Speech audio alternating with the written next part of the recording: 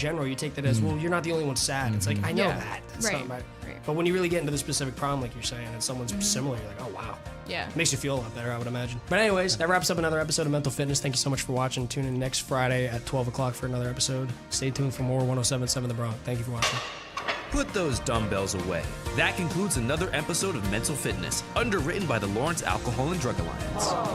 If you want another training session, go to 1077thebronx.com/mentalfitness to listen to our previous episodes and continue to train your brain. Now let's get back to something else that can help your mental health. Listening to the biggest hits and the best variety on 1077 The Bronx. 1077 The Bronx, 1077thebronx.com, winner of 3 2026 Intercollegiate Broadcasting System Media Awards, Best On-Air Pledge Drive for our first ever Radiothon, Best Giveaway for Wake Up Riders Morning Bagel Run and Jewelry Spree, and Best Station Poster by Jake Goebel for Scream Screen. This is your journey across the sports world, and my name is Joshua Uhas. Now I do just want to get this set up real quick.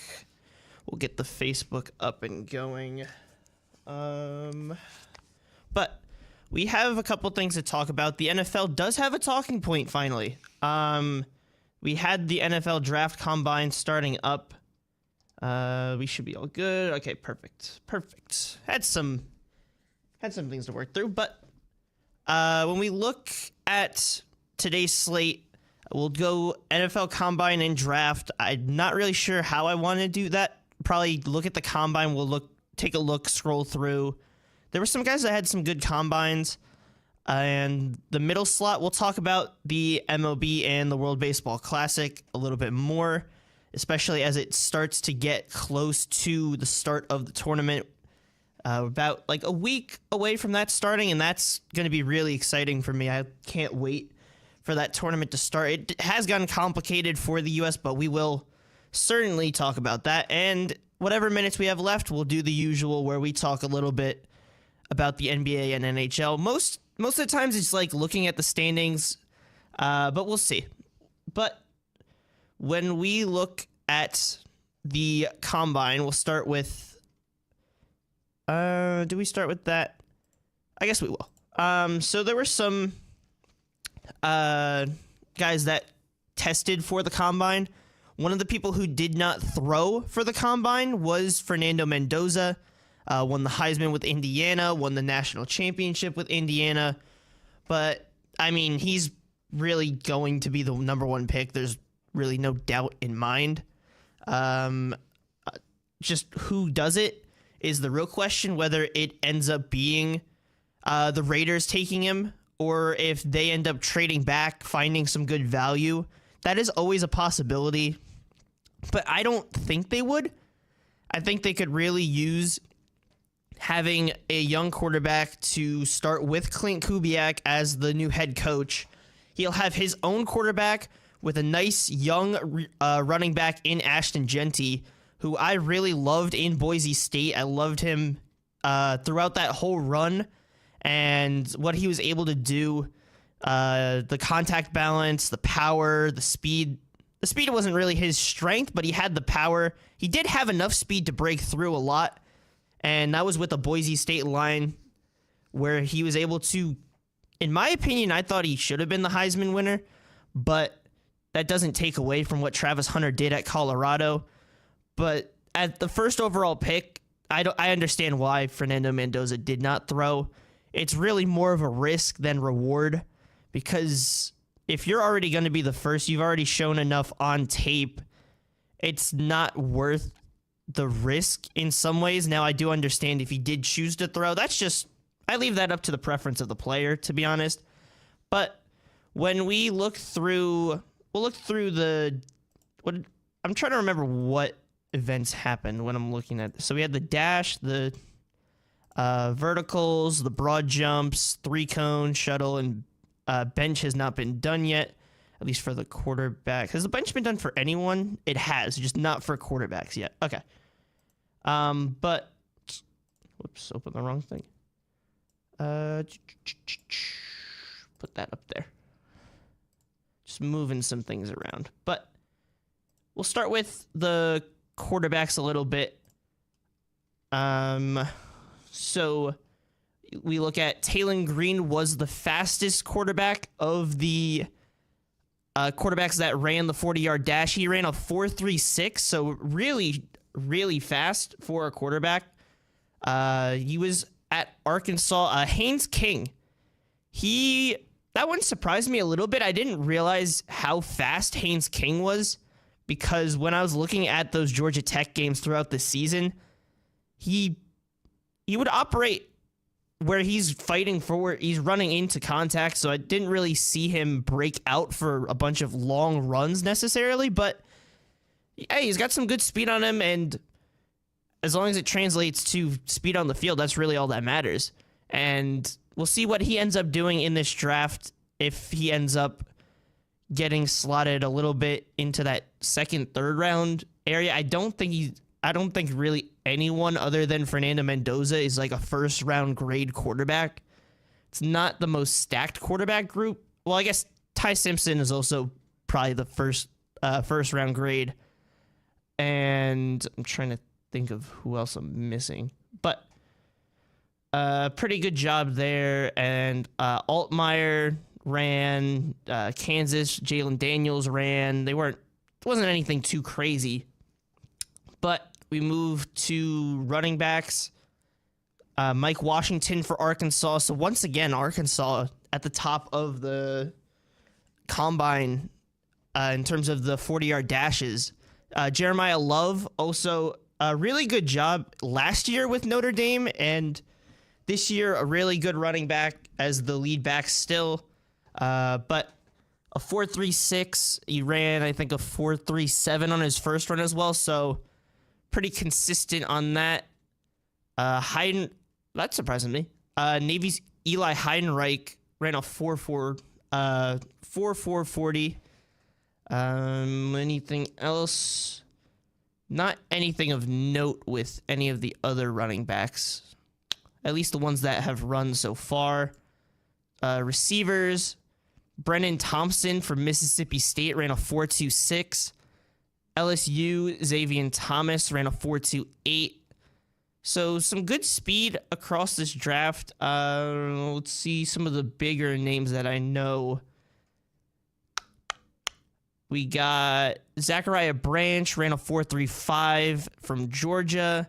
We got, whoops, did not mean to smack the mic there. We have Chris Brazel Jr. That does not spell junior. That is a 2. Chris Brazel II from Tennessee. He ran a 4.37. And Omar Cooper ran a 4.42. Not too much of note. Carnell Tate ran a 4.53.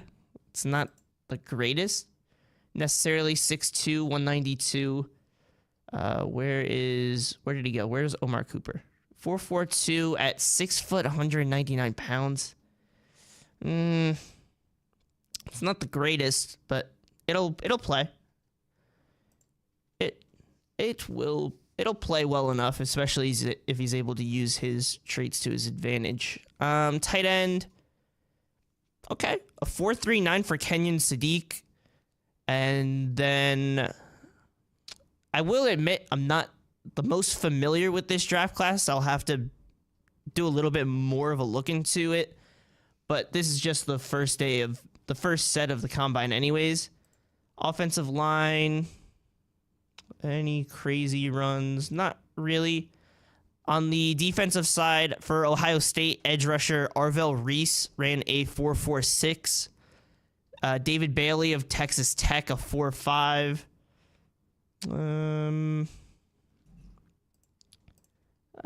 Where's Ruben Bain? Ruben Bain ran. Is he listed as an D end or is he listed as a linebacker? Why are you not there?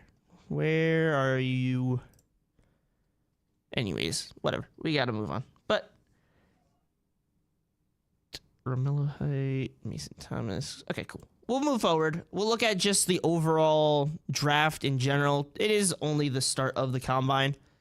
So when we look at the big board, at least of draft prospects, I'm looking at the CBS Sports one, so we'll go through that list, and then we'll look at the draft positions, and we'll see a little bit of that before we go to break. But Fernando Mendoza, obviously set at the top with Indiana, as we mentioned before.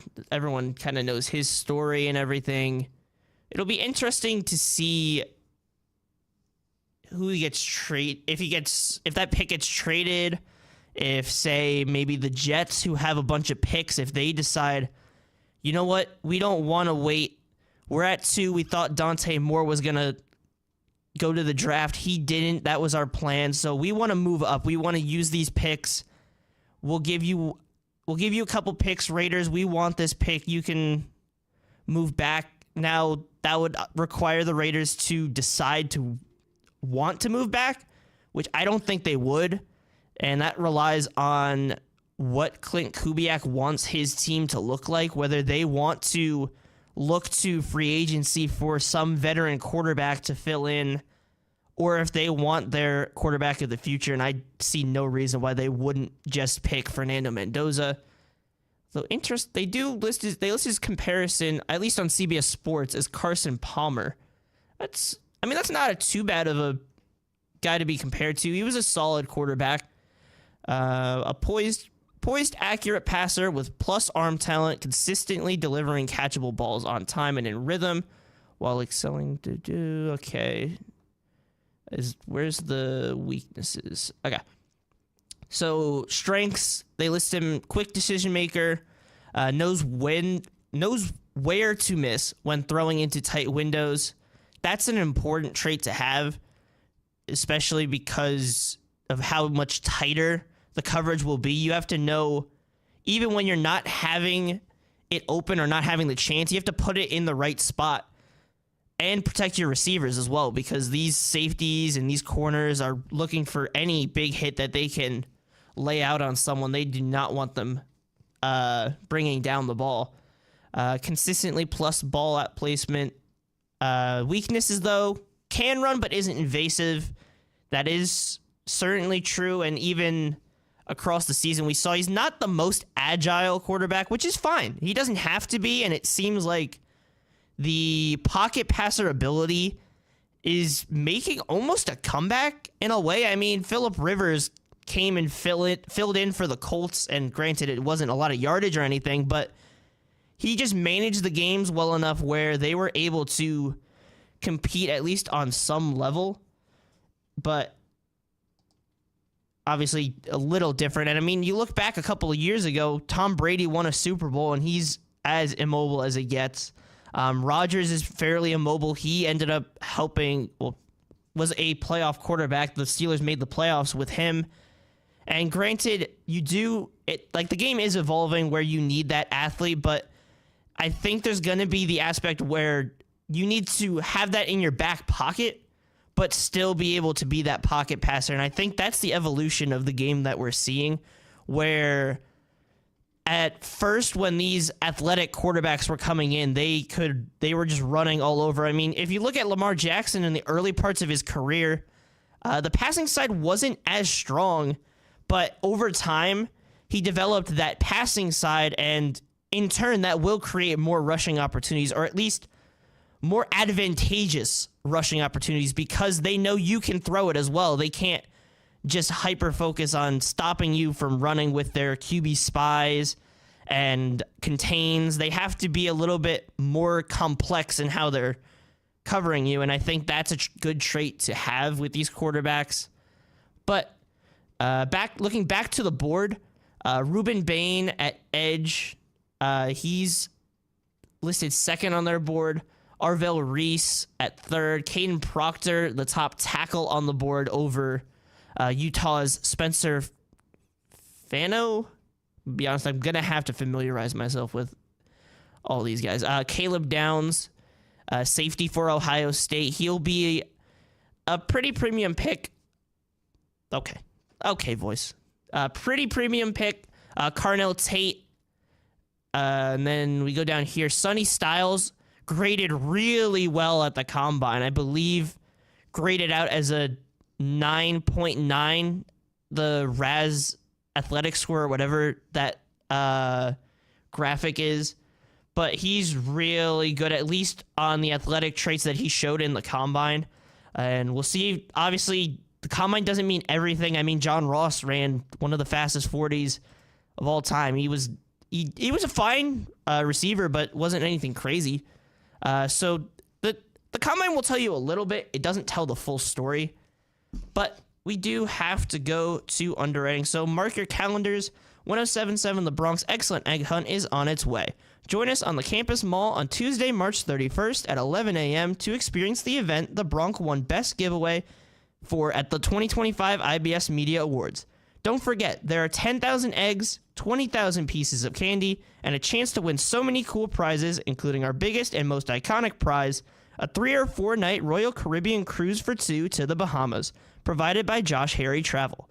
For more details, including a list of other activities and bites to eat, go to 1077thebronx.com/egghunt.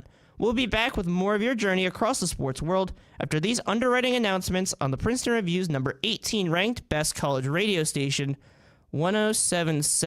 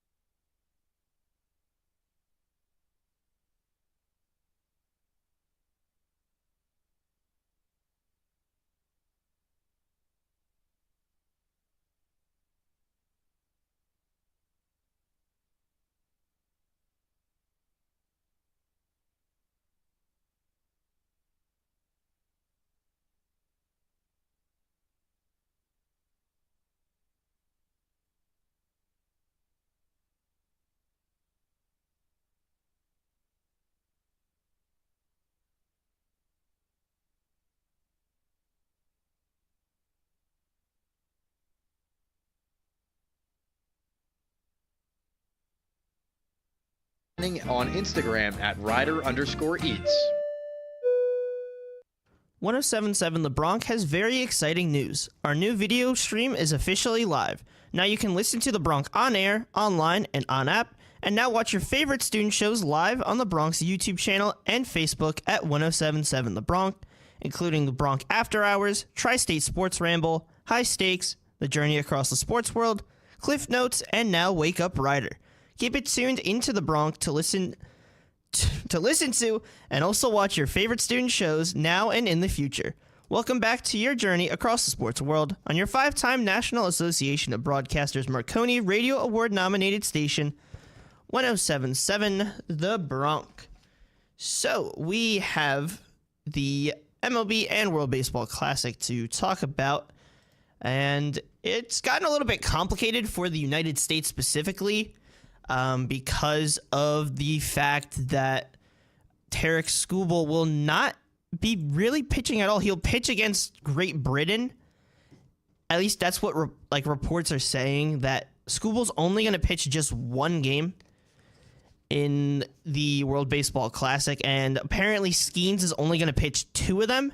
So that means the United States is going to have to get a start or a good outing from some of the other guys, those guys like a Matthew Boyd, if they choose to use him, or a Nolan McLean, even if they decided to go Kershaw at some point, some mix of those guys they're going to have to use because of Skubal not pitching. And that really annoys me, to be honest, because, I mean, I get it in a way because you don't want to hurt yourself. And, I mean, you're going into a big contract year, but, like, come on. Like, really? At that point, just don't go. You're pitching one game. Like, what? At that point, just don't even bother. But hopefully, I mean, that one game, hopefully he pitches good, but that just drives me nuts. I get Skeens a little bit more, because it's 2 starts, but that's just because of how these games line up, because you'll only play, I think it's like 7 games-ish, something like that. Let me see. Can I see the U.S.'s schedule specifically? I don't think so, but let's figure this out. Let's figure this out right now. So, the U.S. will play the Giants. Well, usually that'll be on March 3rd, so usually the days before they'll get some games against MLB teams just to get themselves ready. So it'll be the Giants for their first one on March 3rd. March 4th, they go to Colorado, so they'll play against the Rockies. And then March 6th is when pool play starts, and this is where I'll start counting, because really I don't count those first games. And I'd expect that's where the U.S. will test out how Nolan McLean will do, how the other pieces like the Matthew Boyds, the Clayton Kershaws, how they'll fit into the team. I assume they'll get more of the work. But the first game will be in Houston when the U.S. takes on Brazil. That is on March 6th. March 7th, the U.S. plays against Great Britain. And then the 8th, they get a rest day. And then on the 9th, they play their last group stage game against Mexico. So that's their 3 group play games. Or no, never mind. Right. What am I talking about? I think I'm in World Cup mode where I'm thinking of like those groups. Then they play Italy, still in pool play, and then that would be their last pool play game on March 10th. So that's 4 games between the 6th to the 10th, at least in international versus international play. Technically, that span is from March 3rd to March 10th, where they have the get ready games and then they have the pool play games. So assume they make it out of the group. That's already 4 games on their belt. Then you go to the quarterfinals. That would be a 5th game. You go to the semifinals. It's another. And then you go to the final. That is about 7 games. So as weird as it sounds to say Skeens is only starting 2 games, it makes a ton of sense just because of how timeline works with getting rest for your arm and everything. He wouldn't be, in order to line those rest days up, you'd have to work it around where it only ends up being 2 starts, at least in schedule. And plus the teams are definitely a factor in how much these players will play. I mean, Scooble's only doing 1 because of his management and his contract year situation. So there's always that connection back to the teams. And even when you go back to those insurance talks, the teams didn't want to cover them because the injury risk, and plus they want them playing for their team. I mean, they're a business, they're a brand. They want their guys, their players, the people that are bringing them the money and the games and everything. They want them doing it for their organization. So I do understand there's that aspect to it, but it still does kind of annoy me. The fact, I mean, I guess now that I'm thinking about it, like Scooble never branded it up big as he's going to, or how excited he was and how he's really pumped up to represent the U.S. like how Skeens was. Like Skeens was like the instant he got that call, he's like, yes, I'll do it right now. And he'll get the maximum amount of starts, which will end up being about 2. And I'd presume they save him. They try to line it up where he can play in these big games. Now, you can always have a plan. Doesn't mean it's always going to go according to that plan, but we'll have to see. And I think the U.S. does have the rest of the team to do it. But I'm excited for this whole tournament, but it has gotten complicated because of the Scooble stuff that we've learned. And also Joe Ryan. Joe Ryan, because of injury, will not be pitching for the U.S. At least we'll figure out round by round if he ever is able to get back in the fray. But Ryan Yarborough of the Yankees will be filling in on the roster spot for Joe Ryan. So that is a big hit to the U.S.'s rotation. And then you combine that with the fact Scooble's only pitching 1 game. That forces a start where we were talking about where you need someone else to start, because Logan Webb will probably take over, or was probably already planned to be that guy behind Skeens and behind Scooble. And then you'd have to get a game out of let's see, what's the pool of guys? Because Yarborough will be like a long reliever, fill-in, lefty guy. He was solid for the Yankees. I think he'll play a solid role. There's always a dynamic with lefty relievers versus righty relievers. The lefties usually have an easier time fitting into these teams because most of the times they're set up in an advantageous situation, and lefty on lefty is pretty difficult at any level, but specifically the majors causes a lot of problems. But you'd have to get a start from a Matthew Boyd, Clay Holmes, although I think they'd probably use him more in like a relief role. But he is a guy who has started and did start last year.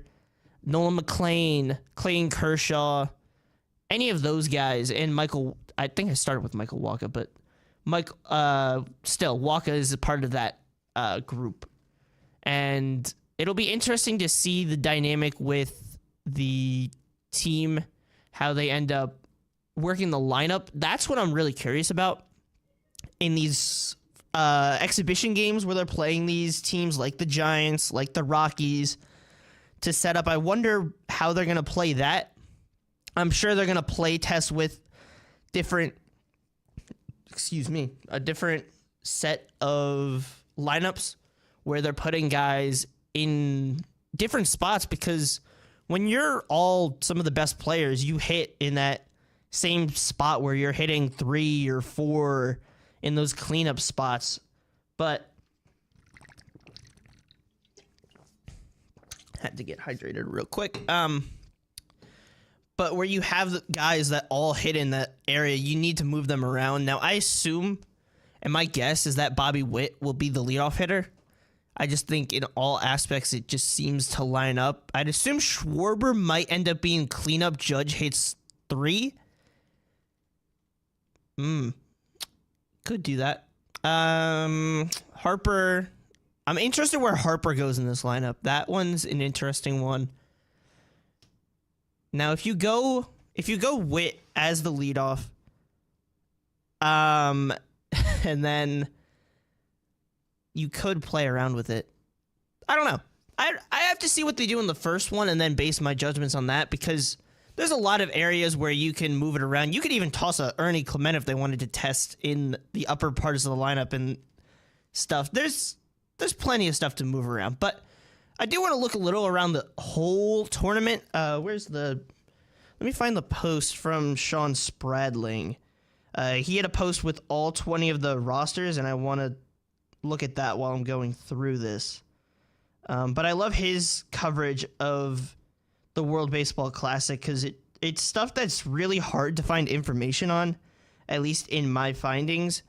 So, I mean, these are just positioned where he expects people to be, but for the U.S., obviously, there's Cal Raleigh behind the plate, Schwarber. I mean, Raleigh's another example where you could put him in the top end of the lineup, put the two AL MVP candidates, the MVP and Judge and the runner-up in Cal Raleigh. You could definitely do it. Hey, Allie, how you doing? But Harper at first, Henderson probably at second. I don't know if we put Terang as the starter or if you want to put Henderson. That's another I didn't even think about that, but that's another aspect. And also, hello, Anne-Marie. Thank you for all the stuff. But Bregman probably at third is my guess. I don't know, because do you put Henderson on the bench, or do you start him and leave Terang on the bench? Because, I mean, Harper is going to stay at first. Henderson can only really move around the infield. Witt's going to be the shortstop. That's a given. Bregman, I mean, probably just stay at third. And then you look at the outfield. Judge is going to be in right. That one's the easy one. Buxton probably in center. Probably. I wonder if you do put PCA in center and then move Buxton to left. Or you could even start the young Roman Anthony. That's an interesting thing as well. And then the easy one on DH, and that's what complicates it more, is Schwarber's going to be the DH. I mean, that's as obvious as can be. So you have to find a way to decide where you're going to slot these guys. I think you put PCA in center just because that defense. Granted, his second half of the season was not good. It was not. But you hope that you can get back that ability that he had in the opening part of the season, where he was an MVP candidate and the Cubs were doing really well with him. But then in that second half, the Cubs kind of fell back down a bit. But that's interesting. We'll look around some of the other rosters as well. Australia. Let's see. Now, most of the times I'm not going to know these names because they play in other leagues and everything. But I'll see how many of them I do remember. Don't know really any of Australia's pitchers too much. And that's kind of the fun, for me at least, with the World Baseball Classic, is seeing these different names perform. I mean, the last World Baseball Classic, the Czech Republic being able to, or Czechia being able to strike out Shohei Ohtani, and just seeing all the moments afterward. So when we look at the infield, I do know a couple of these names. Robbie Glendening was there for their last one. I loved his card in the show that they gave him that year. He kind of raked for me. But you have Travis Bazzana. Is he really wearing 64? Is he going to wear 64 in the World Baseball Classic? I mean, granted, this might not be fully updated, but and it might not be perfectly accurate to what they're running, but that's interesting. But big prospect for Cleveland. He's going to be a key factor if Australia is going to make some noise in this tournament. Curtis Mead came up with the Rays, just really didn't work out. Currently on, I believe, the White Sox, but really didn't work out too much. And then outfield, I don't really know too much. And their manager is Dave Nilsson. We look forward to Brazil. They were a pretty fun team in the qualifiers. They ended up leaving victorious over Germany. And that was interesting. It's the one thing that was fun to see is the Asian influence in the Brazil roster. Like a Sawayama, Takahashi, in Bo Takahashi, Enzo Sawayama.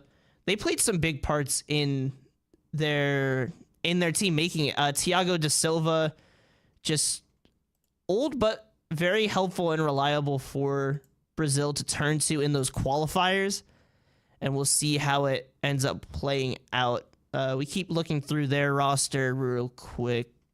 Vitor Ito played a good part. They have Dante Bichette Jr. Unfortunately, Bo Bichette will not be competing for Brazil. And I'll be honest, before the qualifiers, I didn't even realize that they could play for Brazil. But that was a fun thing to learn. And Dante Bichette Jr. played a solid part on that team. Outfield, the big thing is Manny Ramirez's kid, Lucas Ramirez. I do remember the name Victor Mascai. I don't remember what he did in that tournament, but was a very solid player, at least if I'm remembering the name. Lucas Ramirez, though, will be an interesting story to follow. We move there, and their manager is Yuichi Matsumoto. I believe that's pronounced. Canada. Logan Allen, he's pitched for Cleveland. I don't believe he's there anymore. He's okay. Jordan Balazovic was a Twins prospect. Now he's on the Tigers, really as a fill-in kind of guy. James Paxton has had a solid career, but he's old. Jamison Tyone will be the ace for Canada. Cal Quantrill has had some solid starts when he was with Miami. Michael Soroka could play a role. Liam Hicks, catcher for the Marlins, and Bo Naylor, catcher for Cleveland. Some MLB guys there. Tyler Black, Edward Julian, Otto Lopez. That's a good one. He had a solid season. Josh Naylor, he's one of the big names for Canada. Abraham Toro. Owen Casey, big prospect. It'll be very fun to follow him for Canada. Denzel Clark, just a web gem, like, monster, out in what used to be Oakland, now Sacramento, or worked in, like, was operating in Sacramento, going to Vegas, that whole mess. Tyler O'Neill should be a big piece for them. Let's rapid fire. Taipei, Chinese Taipei, Gali Galau played a good part in the last time they were there. I don't know any of the pitchers. The young guy in Sung-Chae Chang is in the infield. Yu Chang really led their success. And the fun one is Stuart Fairchild, because when you look at the name and everything, it just is so funny. Colombia. We look at Colombia real quick. Luis Patino was once a Rays prospect, didn't really pan out as well as with San Diego. Julio Teheran played actually a pretty fair role in the in play for Colombia. In the qualifiers, I believe. And Jose Quintana, also pretty good. Jorge Alfaro will be the catcher. Gio Urshela, Donovan Solano, Harold Ramirez. Those are a couple of the MLB names. We're going to change it up. We're going to do the last part. We'll look through the rest of the rosters, but we have to go to underwriting. So if you build it, our Rider Bronx will devour it. Introducing the contest that will cement your legacy at Rider University forever. Announcing 1077 The Bronx first ever Build the Ultimate Bronkwich competition.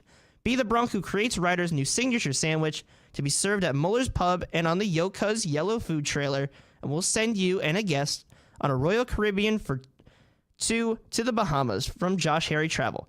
However you slice it, this contest eats. Bronx. Go to 1077thebronc.com/build-a-bronkwich for complete details and how you can enter to win. We'll be back with more of your journey across the sports world after these underwriting announcements on your 3-time 2026 IBS Media Award winner, 1077.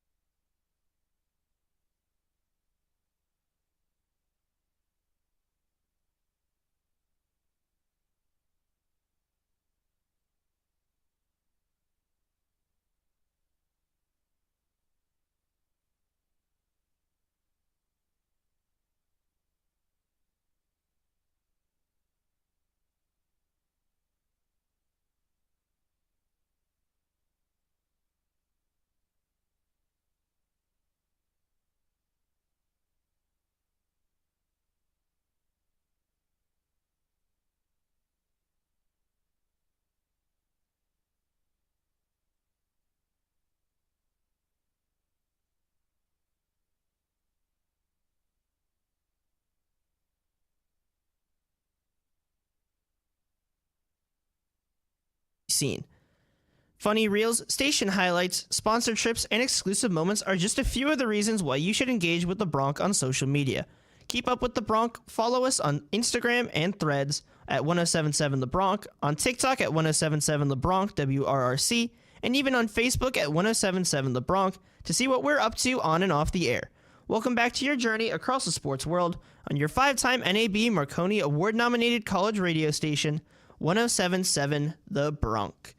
All right, so we have a couple minutes left, so we will keep going through the World Baseball Classic rosters, see what names we know, who are the prominent names we might know will be in the... Okay, I don't know what I'm doing. I'm searching the wrong things. But, I mean, I did say I would look at the NBA and NHL. I'll look at that really quickly. Really quickly. So, when we look at the NBA, I mean, the Pistons still setting themselves atop that Eastern Conference. We look down to the play-in spots. It's really kind of setting as a solidified group where the Hawks, Hornets, Heat, and Magic will all be fighting around that area for where they're seated, where they're positioned. And when we look at the Western Conference, Thunder's still on top, but the Spurs are right behind them. Now, the Knicks did beat the Spurs today, so that didn't help. That didn't help their case. But we look across the rest of the Western Conference. It's very close between the Rockets, Nuggets, and Timberwolves. And then you have the Clippers, Trailblazers, Warriors, Suns. They'll be the ones competing in that area. And the NHL, Lightning still sit atop. The Sabres remain incredibly hot and strong. They sit second in the Atlantic, 7-2-1 in their last 10. Just really, really good job from the Buffalo team. Canadians, Red Wings, and then we look at the The Metropolitan. I don't know what that was. Penguins, Islanders, but there's a big gap. The Hurricanes have 82 points. Penguins in second, 75. So big gap there. But fortunately, the tri-state area not doing too hot. Flyers, 65 points. Devils, 60 points. Rangers, 53 points. Anyways, last couple minutes, we'll look through the rest of the rosters of the World Baseball Classic. So when we look through real quickly, Cuba, you got Yoan Moncada. You have... that's about all I got on quick scroll. Czechia, really nobody of note except for guys who pitched last year. Andres Satoria was the guy who struck out Shohei Ohtani in the last World Baseball Classic. Marek Minarek, I just remember the name. I don't remember if he did much. I don't really know. But other than that, don't really know too much about them other than they got regular jobs and they're able to play baseball for their country, which is just an amazing thing to see.